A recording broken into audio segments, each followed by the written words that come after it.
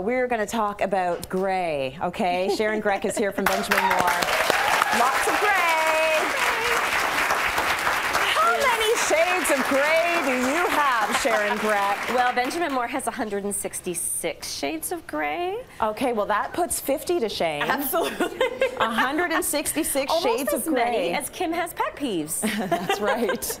You know what? Gray is so hot right now. You go to so many different homes, and gray is the thing. This is the reason why. It is absolutely gorgeous. It's a beautiful neutral, and there's something very contemporary about it. Something very contemporary about it. It's very classic, and it's very versatile, and I think that's why we love it. And right now, we're really drawn to nature for design inspiration. We think about design elements like concrete, reclaimed wood, steel. So all of these elements influence the neutral that tends to be the most trendy or the most popular. So the one thing I find with gray, though, is it's very hard to choose, and people have a hard time choosing the right one. And when we say there's 166, that scares them. So I narrowed it down. It is very frightening. So I narrowed it down to 12 of my favorite grays that I've been working with over the past 5 years, just to show how diverse they are. And earlier when people came in, we just had this wall. It's like, those aren't gray. Like, that's pink, that's blue, that's good.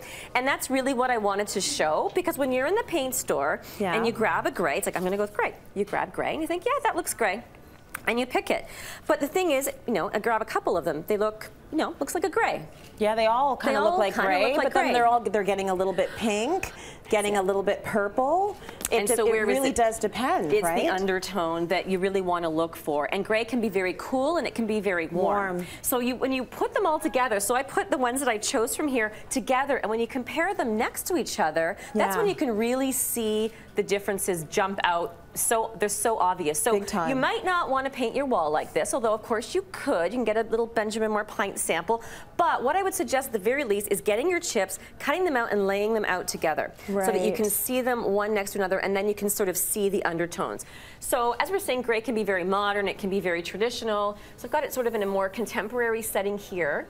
We've got Booth Bay Gray, which is very cool. It's more on the cool side, silver $50.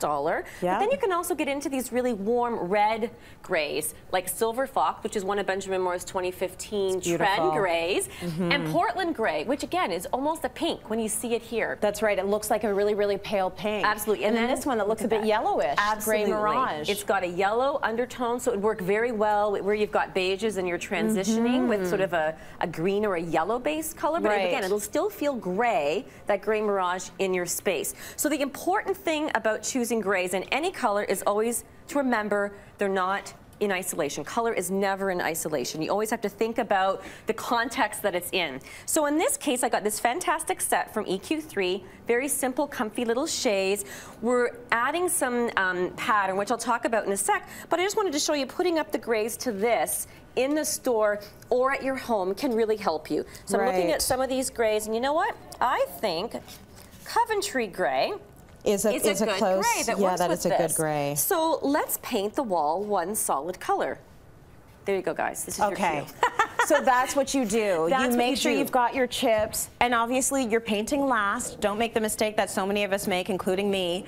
Don't paint first. Exactly. Paint after you have, after you have the furniture, you've got your pieces, and you can figure out what's going to work. Is this the color you picked? So this is Coventry Gray. Nice. And this ties in with the furniture that we have, so you can kind of see how that all works together. But then the important thing with a monochromatic gray or any monochromatic story is to add texture, to add scale, to add pattern. So that's what we've done here with the beautiful rug. It's got a large scale pattern, because you know our rules, we mix patterns. We've got the sort of more mid-size scale pattern on the shades, and then I've created a pattern with the artwork. So that's another way of introducing artwork with the really simple white frames. Now these are for my EQ3, and it doesn't have to do with gray, but I have to tell you because I was so fascinated. Guess what these are, Tracy? Any idea? I don't know. Napkins. You know what? I was going to guess that, and I thought that sounds so silly.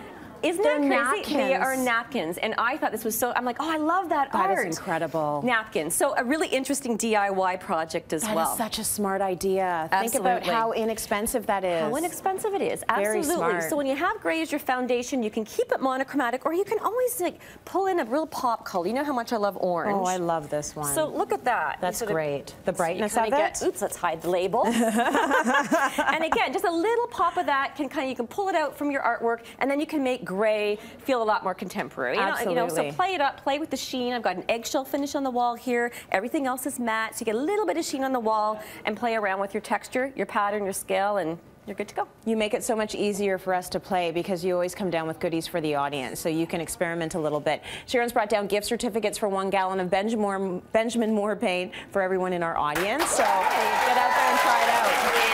And they get that as well. Favorite gray. That is great. That's going to help you out. Yes. Excellent. Give you some inspiration. Very nice.